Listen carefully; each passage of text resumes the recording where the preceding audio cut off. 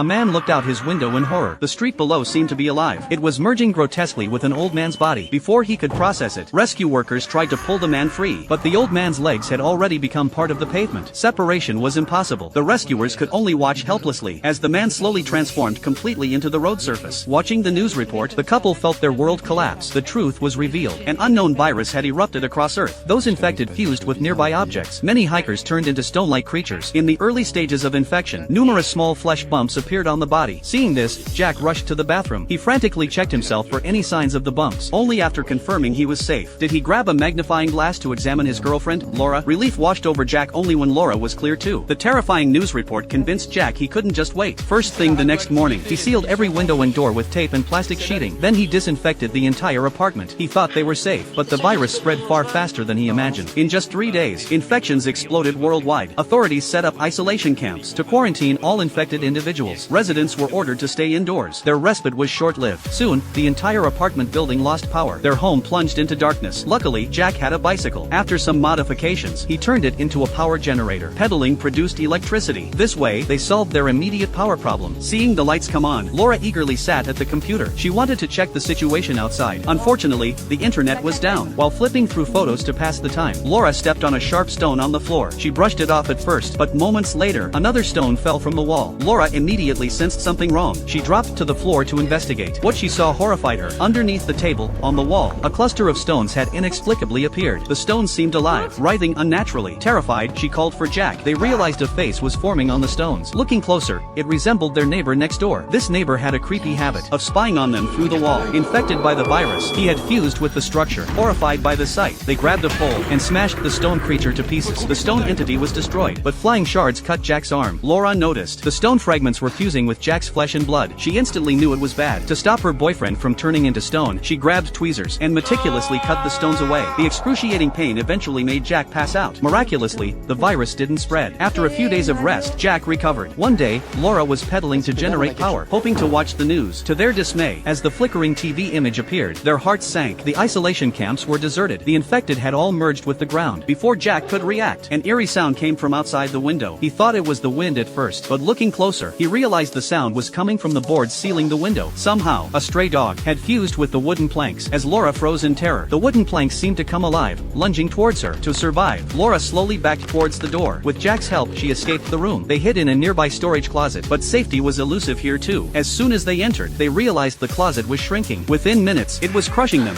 making it hard to breathe. In this desperate moment, Laura spotted an eye opening on the wall. Their neighbor wasn't completely gone. He had fused with the apartment wall. Fighting for their lives, Jack grabbed a cleaver and